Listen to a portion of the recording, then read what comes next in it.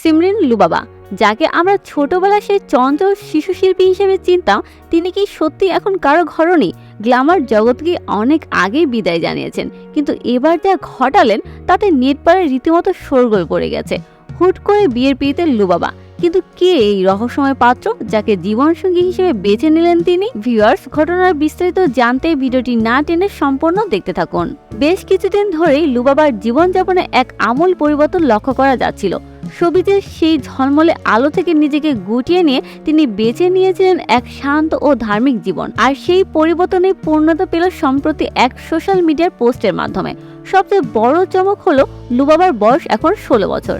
এই বয়সে তিনি বিবাহ বন্ধনে আবদ্ধ হয়েছেন। লুবাবা নিজেই তার বিয়ের খবর নিশ্চিত করে লিখেছেন, আলহামদুলিল্লাহ, দুইটা আত্মা এক কিবলা, দুনিয়া আর আখিরাতের জন্য। তিনি আরও জানান, মহান আল্লাহ তাকে একজন দ্বীনী শিখার সঙ্গী উপহার দিয়েছেন।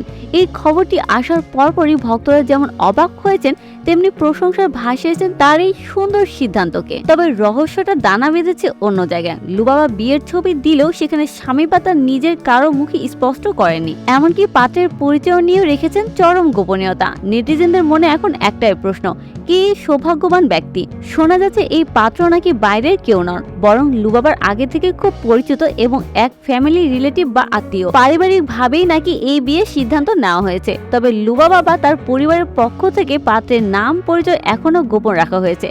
ভক্তদের কৌতূহল এখন তুঙ্গে, কবে সবার সামনে আসবে এই রহস্যময় পাত্র?